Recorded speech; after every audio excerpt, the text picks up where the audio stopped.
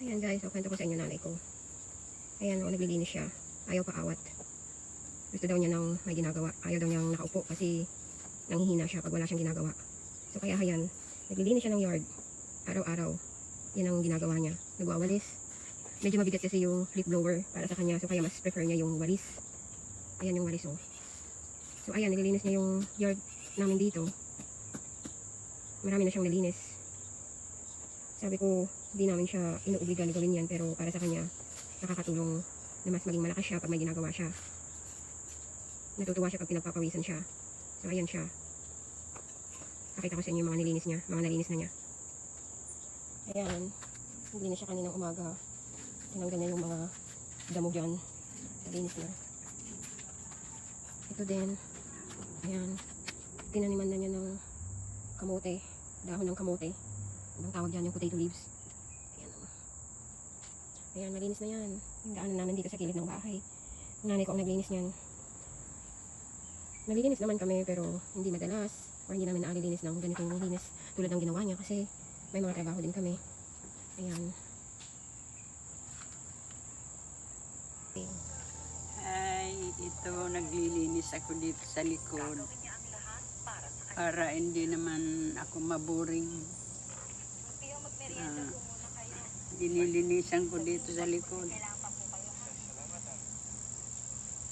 Nakakaboring kaya kung walang ginagawa.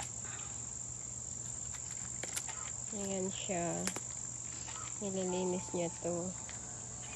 Tataniman daw niya. Kaya lang hindi naman naaarawan sa bandang dito banda.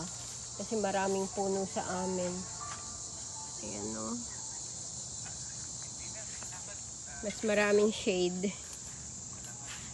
kesa araw. So mahirap magpatubo ng tanim. Meron din naman. Usually sa paso na lang kami nagtatanim para madaling ilipat-lipat kung saan ang araw. So ayan si mother. Yan madalas niyang gawin. Pag maaraw, nagpapapawis siya.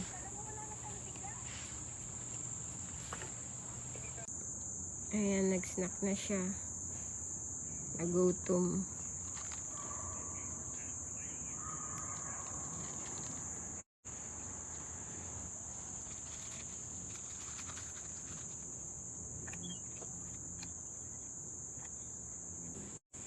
Ayan, naglilinis siya habang nakikinig kay Rocky Tulpo.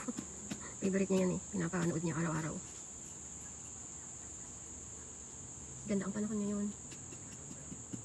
Hindi masyado mainit, tapos may konting breeze. Kaya ang sarap tumambay sa labas ng bahay. Mamaya, mag-walking kami. Itong lugar namin guys, madaming puno. Ayan o. Sobrang daming puno. Kaya pag fall, ang daming dahon sa lugar namin. Naglalaglagan.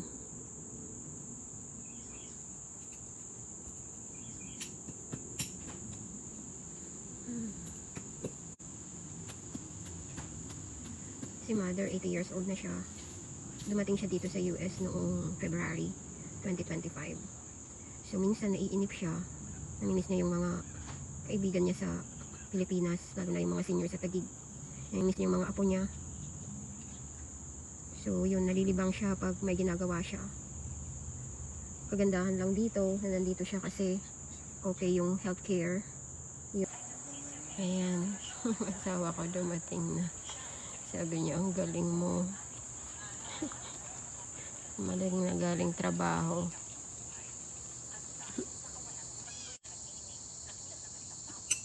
Nalinis niya yung ayan, drama-rama.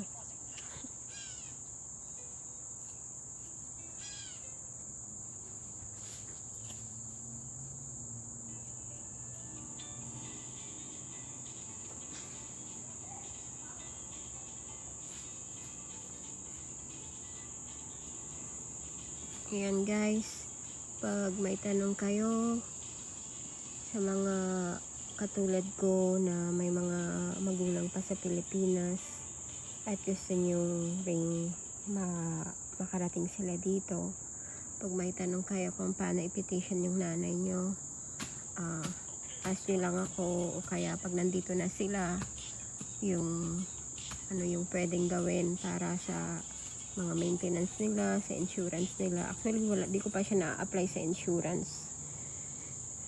Kasi, hindi pa naman,